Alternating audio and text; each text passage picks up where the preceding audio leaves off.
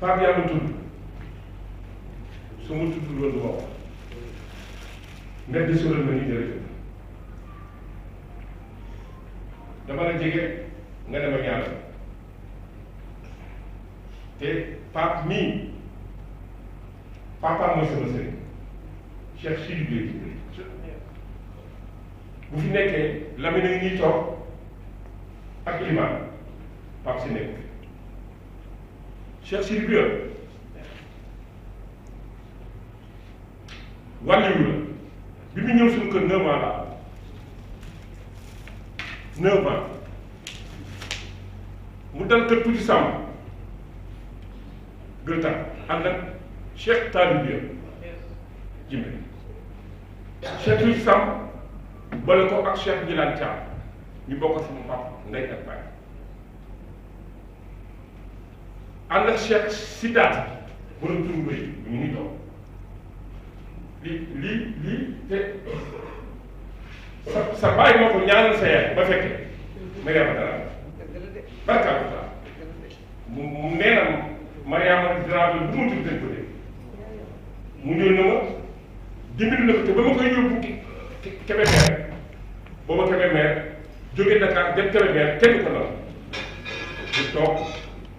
ba li fekk yàlla na nga dalal jàmm ci barka la di sant nag sa soxna sa jabar ndax chaque temps xarit booli ceeb bu daan ñëw maanaam sa ma waxoon koy xaw ma mi ngi fi xaw ma nekk fi waaye maa ngi koy sant ndax fekkee naa yaay mu ngi toog jërë ngeen jëf damay gàttal merci jërëjëf. yëpp ñu fi teew ci yëkkati sama kàddu nag difficilement mais Cheikh Mohamed, tu m'as livré à un exercice très délicat pour plusieurs raisons. Parce que wax sa ginnaaw yombul wax ci gannaaw monsieur Guèye yombul parce que déglu naa ko wax ci gannaaw monsieur Babou yombul wax ci gannaaw colonel yombul. Monsieur Aïdara dama jàppoon ne yow lii sa liggéey pour man modérateur bii nii tellement tu le fais bien avec beaucoup de calme et de sérénité que dama jàppoon ne yow loolu macha allah mooy sa liggéey fii ci structure parce que quand même on parle de communication d'information et d'éducation donc communication bi daf ci am solo lool ma terminer nag surtout ci li may introduire sama propos liminaire ak monsieur Baldé démb rek maa ngi woon ak waa USAID yi ci beneen projet parce que éducation la ñuy wax mais kàddu yi rafet na témoignage bi rafet na tax nga ba ñun en tout cas parce que man bu may wax ñun je crois que je suis peut-être l'un des mieux placés pour wax ci kii monsieur Sidath Djimé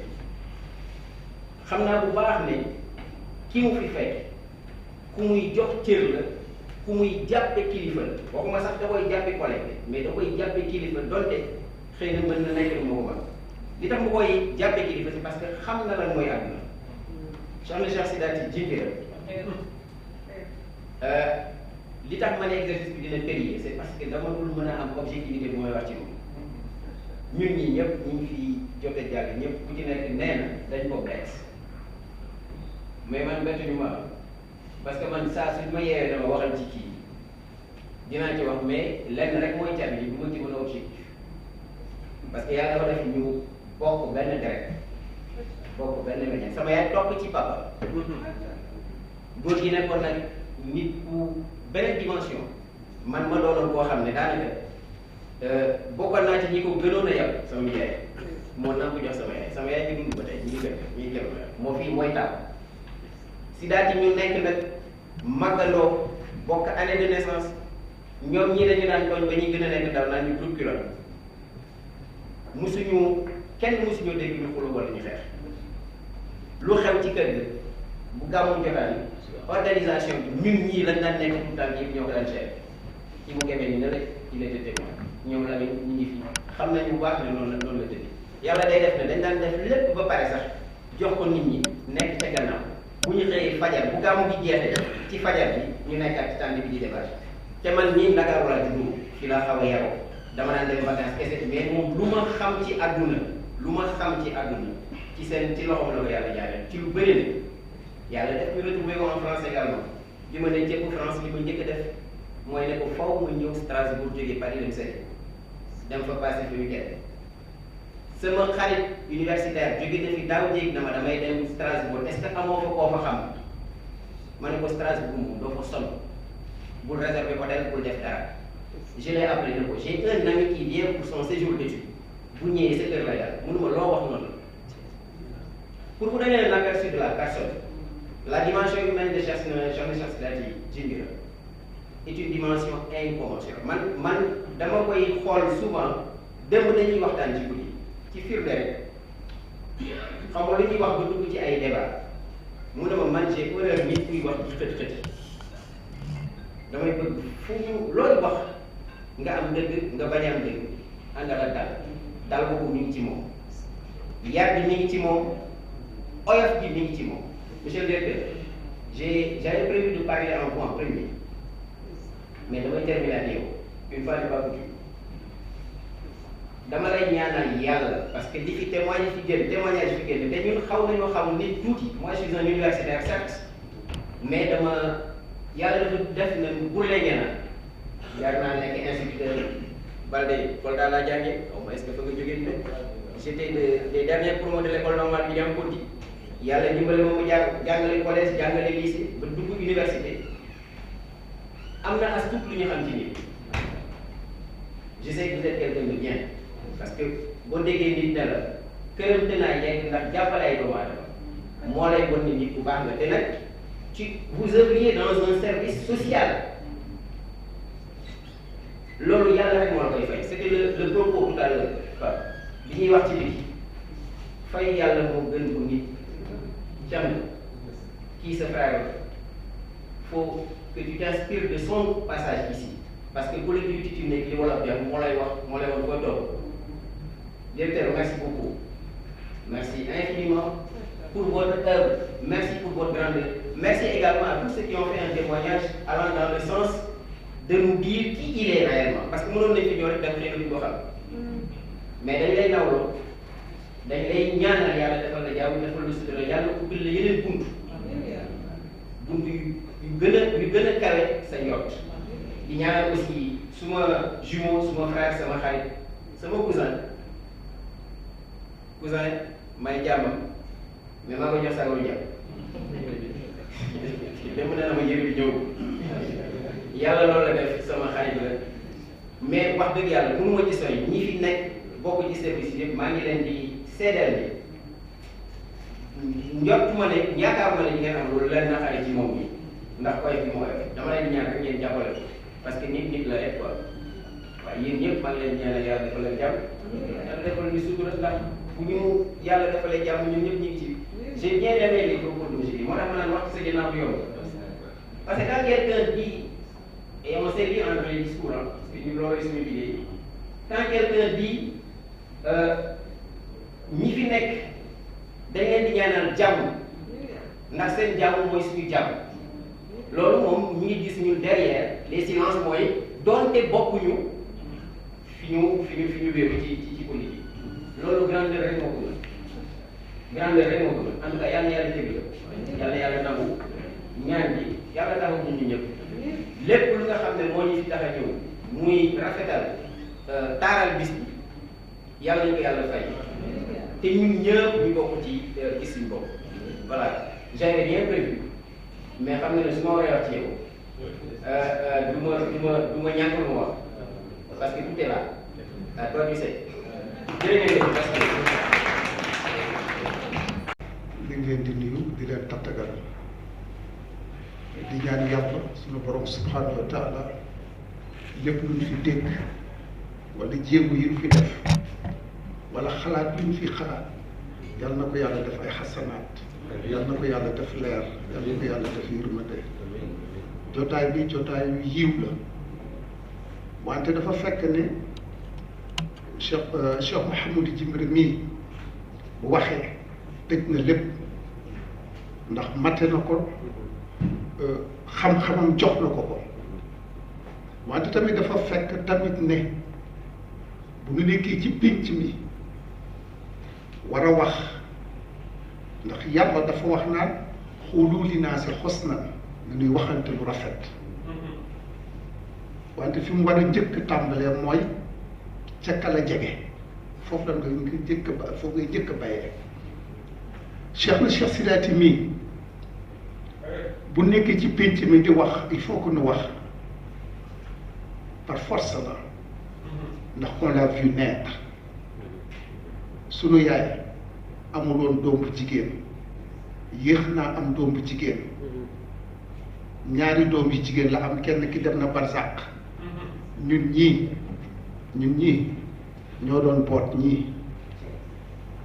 ñun ñii ñoo doon dem marché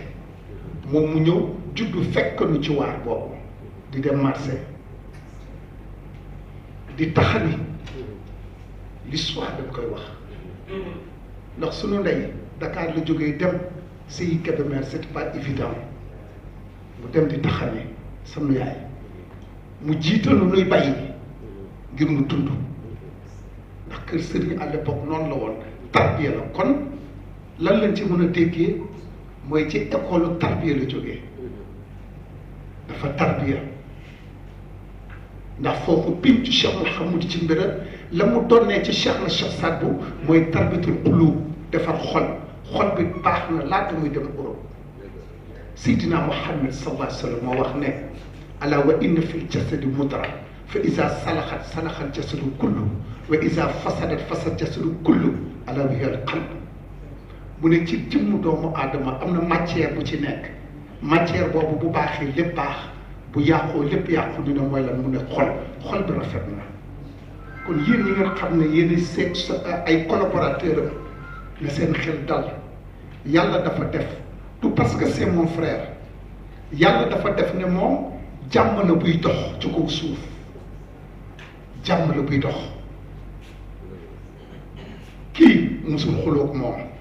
man musuma xuloog moom kii musul xuloog moom sama yaay ci bi muy dund nee na Cheikh Sidaati musul tàngal xolam man de maa ngi tuub ci kanamu sama borom sama yaay mus naa wax ak moom ba xolam jóg waaye moom mii de musul wax ci moom musul tàngal xolu magam musul tàngal xolu rakkam lenn la ko yàlla def mooy koo xam ne dafa doon regroupé day boole loolu rek la xam ci loolu rek la doon dox kon ñu ngi leen di seedeel ne sëñ Bara Gaye bi ngeen wax day nu dégg li nga xam ne moom ngeen seede ci moom kii continuation la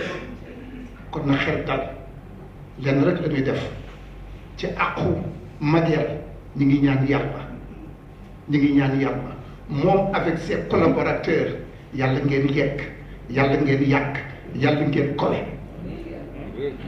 ndax dafa am lu ko yàlla may loo xam ne mooy la base de la communication lan mooy communication mooy la yàlla wax wasmahu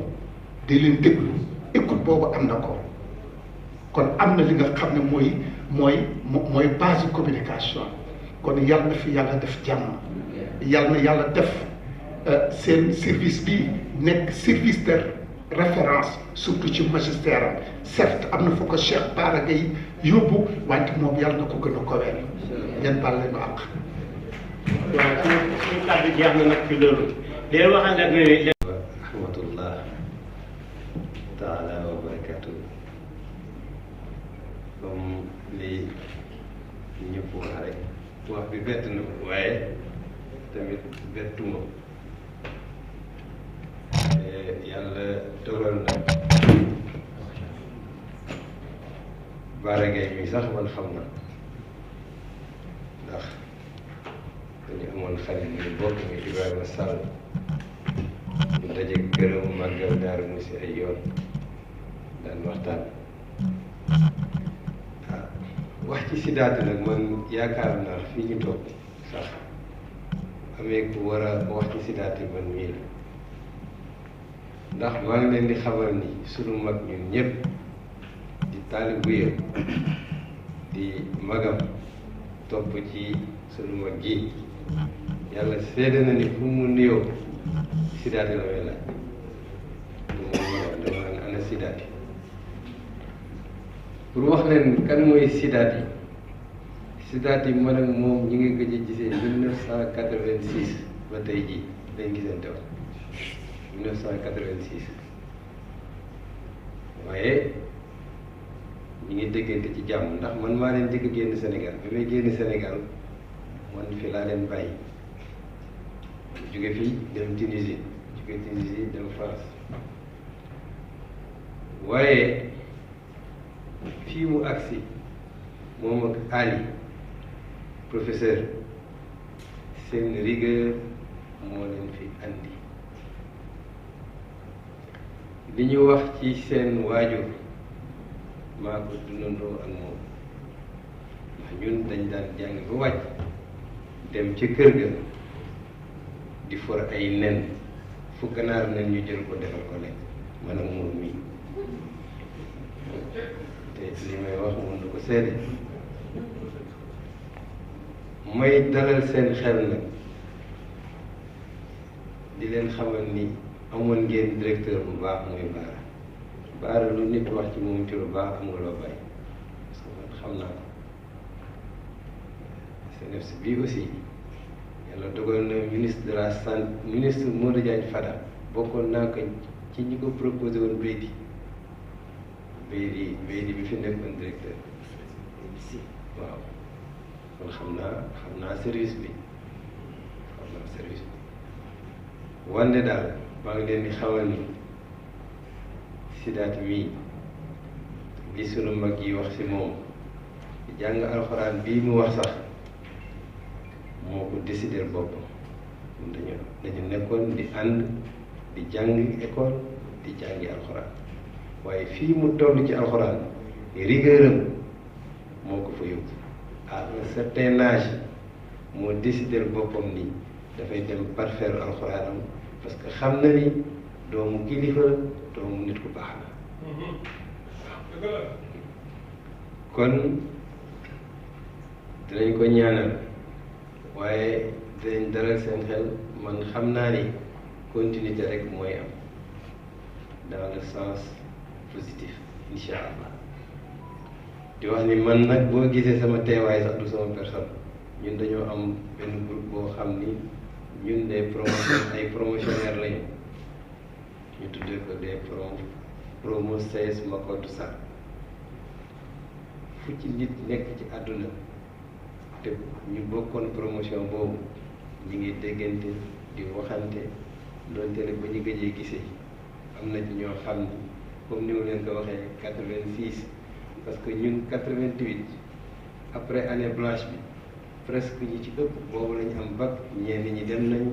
boobu ñenn ñi kenn gisatu leen ba tey ji nii waaye ñu ngi déggante ci dégg bu rafet di wax ni kii di Sidaati de man xam naa ni li fi Baara def dana fi def lu ko raw incha allah di leen ñaanal yéen ñëpp di leen ziar di wax nii nag wax dëgg yàlla wax ji sax mënoon na ñàkk waaye moom moo koy bëgg waaw moom moo koy bëgg waaw asalaamaaleykum wa rahmatullah. asalaamaaleykum. ndax dama cee am ñaari cër pour résumer rek ndax man pharmacien la sama pharmacie bi ngi nekk fii Grand Yoff ma nekkoon fi conseil municipal nekk président Union générale des Maures du Sénégal qui est la première association nationale Maure bu ñu formée depuis 1961 suñu mag ñi yoroon ko nag ba yàlla dogal tey mu nekk sama ndodd lii ma teew fi en tant que membre de la communauté Maure waaye tamit bi ma déggee ni Cheikh Sidaati Djimbira moom mooy wuutu Mouhamadou Lamine Bara Gaye daf maa gën a sawar ndax Cheikh Sidaati mii sama rakk la ndax man maa ngi dëkk Kébémer ñoo bokk ñun ñii ñëpp dëkk Kébémer ma nekk président association des Maures de Kébémer bu ñuy def le plus grand festival des Maures du Sénégal le festival international des Maures de Kébémer ñoom ñii ñëpp ñoo ñu ko gën a bëgg Lamine Bara mii teew na fa teewaat fa une fois daje fa ak waa Kébémer yëpp kon bu yàlla dogalee tey man fa ma dëkk sax ca Mbaabu ñoom ñoo ngi dëkk quartier bu ñu naan Mbaasin waaye ASC Mbassy boobu dama bàyyi sama koñ dem fekki leen ñu def ma secrétaire administratif ci jamono yooyu ñun ñëpp ay élèves ak étudiants la ñu sëñ Jimbira seen mag Talibuya nekkoon président ASC bi man ma nekk secrétaire administratif ASC Mbassy ñun ñëpp ñoo nekkoon foofu nekk ay gune Pape mii moom laa maase kon lépp sotti ceeg def ci la rek yàlla dogal nag comme fi laa nekk Grand Yoff Mouhamadou Lamine Bara di sama coordinateur chaque fois dama daan ñëw fii di fi naan war nga ñuy waxtaan di cogiter en tant que des intellectuels ci beaucoup de domaines sur le plan politique sur le plan social sur le plan historique vraiment seede yi ngeen fi wax yëpp maa ngi koy dëggal ku baax ku yaru ku yiw ku maandu ku bëgg defal doomu aadama la ñun ñii de ñi mbokki ay naaram de wax dëgg yàlla jàppale nañu bu baax a baax a baax a baax a baax ci ay moyens am ci ay moyens SNEIPS en réalité vraiment ñoo ngi ko ci gërëm di ko ci sant bu baax a baax a baax kon sëñ Bara maa ngi lay souhaiter vraiment nga am lu ëpp lii di ñaan tamit sama rakk ji di la wutu yàlla defal ko fi tawféex ak taysiir ba li mu bëgg a liggéey ba yëkkati baar bi yow fi nga ko yemale mu gën koo kawale ba gàcce nga laa ba lépp ñoom maa ngi jégalu bu baax ci këf bi ma këf micro bi salaamaaleykum. am na solo te wax bi am na solo. dañuy déglu bu baax parce que dañuy sentir ni ñuy wax yéene dañuy waxee te li ñuy wax lañ gën yàlla nag dama doon tey ma war a bokk si ñuy wax wala sax ma war a nekk ëpp lu mu war a wax parce que ku si wax ba pare danaa jël waxtu di ko jox keneen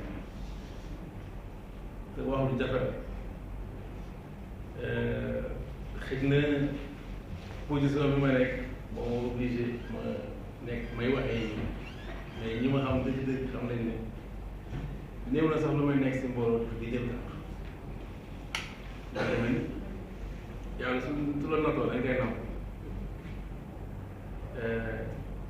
xëy na ñu bëri dinañ laajte lu doon lan laa au delà de mon poste de coordonnateur technique man lan laa war a mën a seet ak Bara Gaye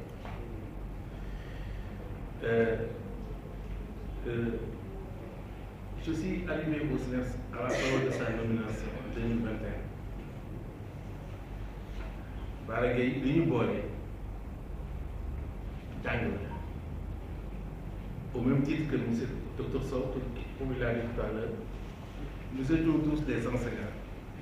Moi, je suis professeur d'histoire et géographie à la base.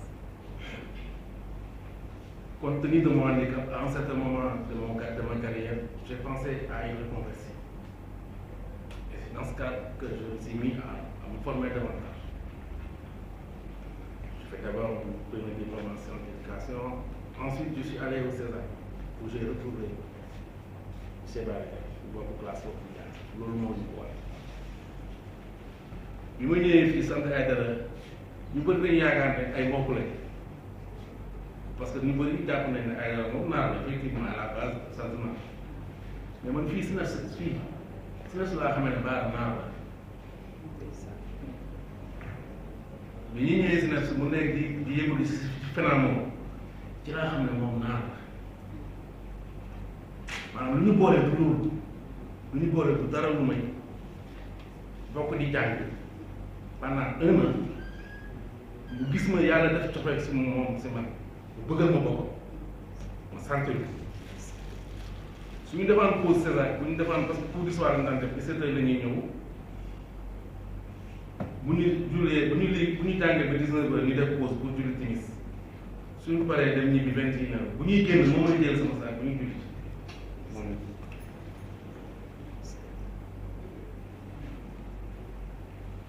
si yow noonu la yàlla def ba ñu jógee fa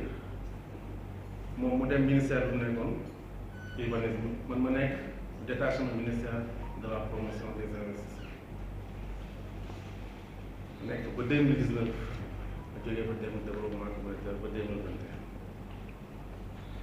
mais pour woon leen ni lim dafa mus a am cofeel si man mooy lépp lu ma ko mus a wax Bara dina si jéem a def benn effort même su ko leer na sax lii mënu ko dina am benn effort bu def pour jéem a si dimbali am na ko wax na si moo ko wax sànq mu ne amul kër këram paree ko man bi sama kër paree dama koo wax na damay doxu mu ne ma non il faut mu xaaral jël benn numéro jox ma dara jox na ma kii sëboor la fële urbanisme muy delloo oto bi am na benn pick mu jàppale la sa bagage maanaam musuma ko wax dara te jéemu si dara te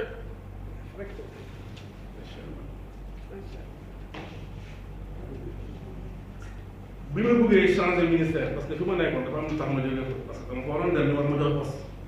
ay affaire administration tax mu yéex a gerte gi nga def jël sama dossier yi déposé feneen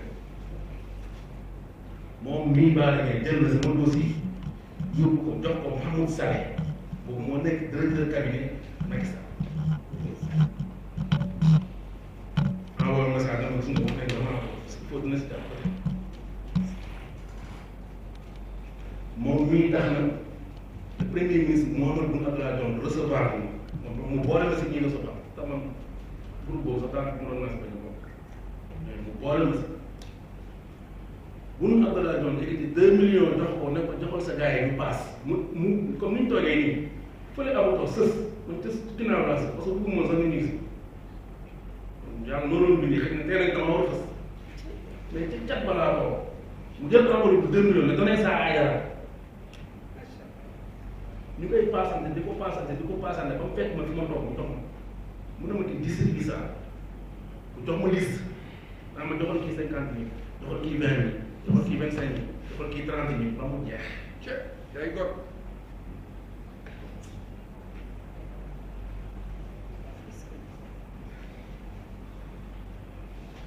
li ma boole moom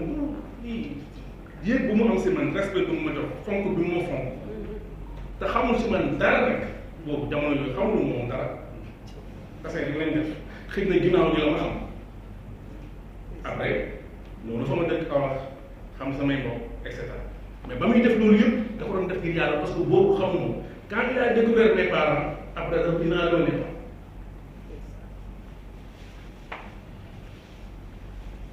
moo tax quand il m'a proposé ce poste j'étais en partance au ministère de l'économie mu ne ma je vais être nommé d'ailleurs du koy nommé et c'est le geste qui m'a le plus marqué de toute ma vie mu fàtte moom jour bi nga war a nommé parce que lui laa été nommé par décret conseil des ministres à 5 minutes du journal télévisé il m'appelle me dit mon frère parce que lui c'est comme ça qu'il m'appelle soit il m'appelle chéri mon frère rarement damay xam damay jàpp sax xamul Sonko mu dit mon frère je vais être nommé aujourd'hui au conseil des ministres mais waxuma ko kenn presque mais yow bugguma nga déggee ko si télé bi je tenais à te le dire yow nga yëg ko balaa ñu koy wax loolu moom mënatuma defal lu raw loolu s'il prend toute la terre su fekkoon ne am na possibilité il prend toute la terre tout ce qu'il a jox ma ko mënut a remplacer ce geste cette marque d'estime à mon égard. donc ma ñaanoon ma xaar conseil des ministres ñu wax ko ma oo ko ñaanoon ko nekk si la nekk 2 semaines après mu war a jël service qui m'appelle me dit je suis allé au CNEPS j'ai trouvé qu'il y a un poste d'adjoint mais le titulaire celui qui est là-bas il est à la retraite depuis 3 mois donc je ne pourrais pas le garder moi je sais que yaa ngi doon dem feneen mais su ma sañoon ba ñëw ñu dem nga jël poste bi parce que man damay may politique du ma fa toog te xam naa ne yow mën nga ko diriger ci service kañ dem nga jël poste ma bàyyi li ma doon def ñëw jël service wax naa ne loolu moom la ñuy service tey nag dama jàppoon ne li ma waroon wax rek mooy lii ma waroon lire parce que pour moi c'était j'étais venu juste pour lire ce discours-là au nom des personnes de par ma position mais par la force des choses un concours de circonstances xaw ma lu tax mu ñëw na ma gars yi wax gars yi nekk si kàddu gi yow yaakaar naa ne jëm naa si niveau je m'amène maintenant lire le discours que j'avais prévu pour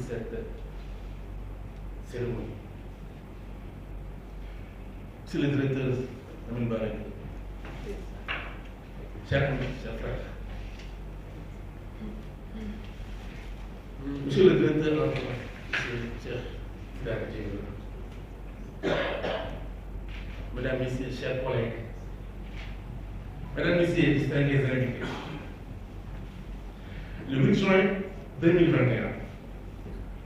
dans cette même salle, M. Lamine Barré, nommé directeur du service national de l'éducation et de l'information sanitaire et sociale, par la grâce de Dieu, prenait ses fonctions.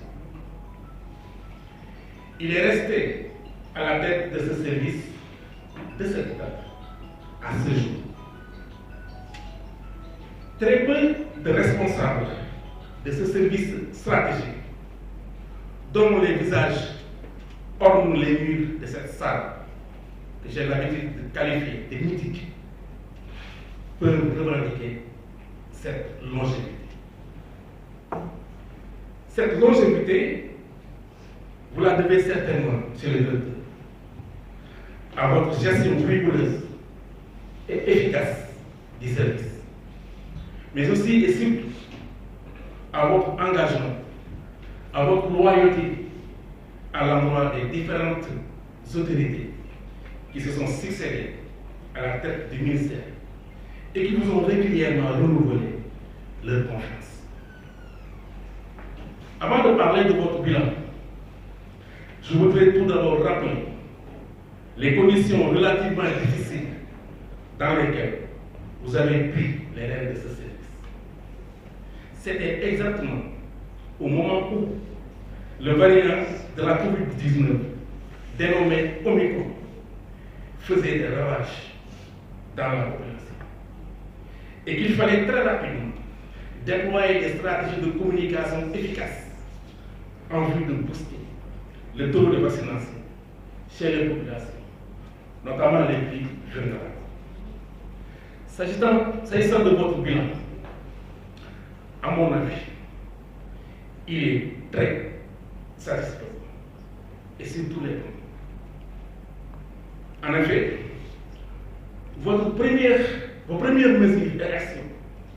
ont permis notamment de stabiliser l'organigramme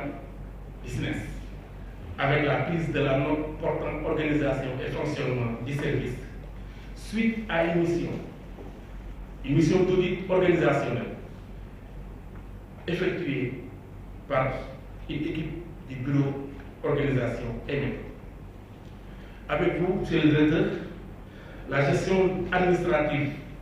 du service a été fortement améliorée avec l'érection d'un secrétariat pour la coordination technique et la reconfiguration des missions des différentes entités. En termes de réalisation physique, il serait très long de les énumérer ici. Mais je vais en citer quelques-unes, dont la réhabilitation et l'embellissement des locaux du service, avec le remplacement des rideaux anticipés par des stores aujourd'hui, la réhabilitation de toutes les toilettes, la création et l'équipement d'une salle digitale, la réhabilitation du bureau du coordinateur technique équipé désormais d'une toilette, la réhabilitation complète de la salle du numéro vert dont les travaux sont en cours, etc., etc. Mais pour nous autres personnes en situation de handicap, là je m'adresse à mes amis, à vous et autres, la réalisation physique la plus importante et que pourrait sembler négligeable pour certains, c'est la construction d'une rampe pour faciliter l'accès au lot. Au titre des équipements, je peux citer l'acquisition d'un véhicule de fonction pour les directeurs, un groupe électrogène, une moto, une caméra, l'équipement du plateau de télévision dénommé NSAST, 8 ordinateurs portables et une dizaine de tablettes, entre autres. Je peux ajouter à cette liste le renforcement du personnel. En effet, sous votre magistère, les profils des agents qui sont fortement diversifiés, avec l'affectation au SNES, des spécialistes en travail social, des journalistes, des psychologues conseillers, etc. De même, leurs compétences ont été largement améliorées grâce à la tenue régulière d'ateliers de formation. Je voudrais souligner également que dans le cadre de la commission de communication sur les risques et l'engagement communautaire, dont le directeur du SNES assure la présidence, le SNES a élaboré sous votre conduite plusieurs documents de référence. Je vais en citer quelques-uns. Le document national d'orientation sur les interventions multisectorielles de communication dans le cadre de la réponse contre la COVID-19. Le guide d'orientation de l'engagement communautaire. Le guide de formation sur l'engagement communautaire pour les prestataires. L'aide de mémoire de l'acteur communautaire intégrant la vaccination, la prise en charge à domicile et la surveillance au point d'entrée. Le plan de communication de la riposte. Le guide de gestion des rumeurs, le plan de communication sur la vaccination, le manuel de procédure opérationnelle normalisée sur la carte. La dernière réalisation en date sur ce plan est l'élaboration du plan national de communication multisectorielle et multisectorielle sur la carte, une première en Afrique de l'Ouest. La contribution du SNES a été également déterminante dans la mise en œuvre, dans la mise en place de nombreux projets et programmes du ministère, avec l'appui des partenaires techniques et financiers, notamment les projets d'EDC et ISMEA de la Banque mondiale, dont le SNES a assuré l'élaboration et la mise en œuvre du plan de communication. Toutes ces réalisations ont été effectuées grâce à l'appui des autorités, certes, mais aussi à l'appui des partenaires techniques et financiers, des organisations de la société civile. Et pour cela, nous leur exprimons toute notre gratitude. Sur la scène internationale et africaine notamment, grâce à votre leadership, le Sénégal a renforcé son positionnement, notamment au sein de l'Organisation ouest-africaine de la santé, avec la brillante participation à la dernière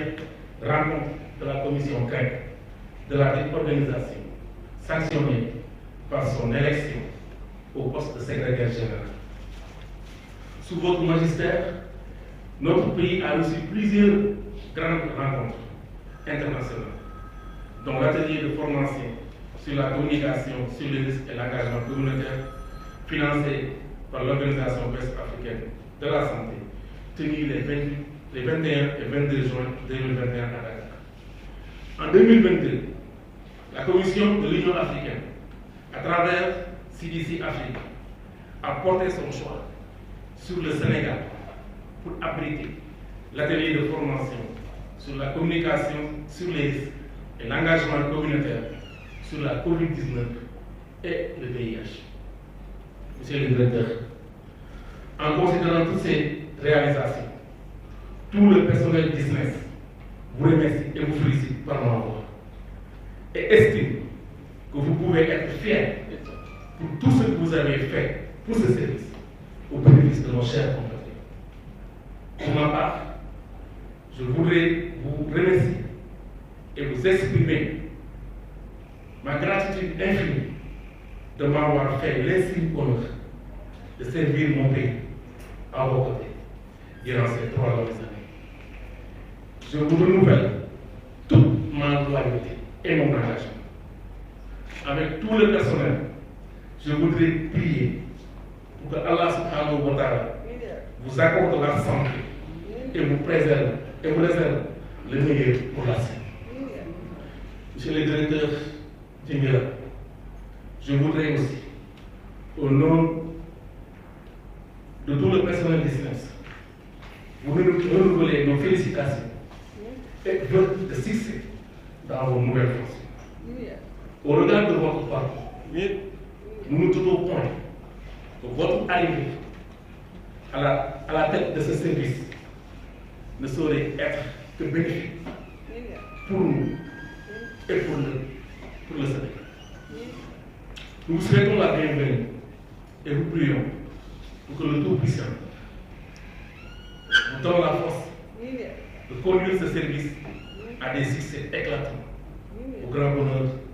de nos populations. Le personnel d'ISRES, par ma voix, vous manifeste sa disponibilité, sa loyauté, son engagement à vous accompagner pour la réussite de votre mission à la tête du service national de l'éducation et de l'information sanitaire et sociale. Je vous remercie.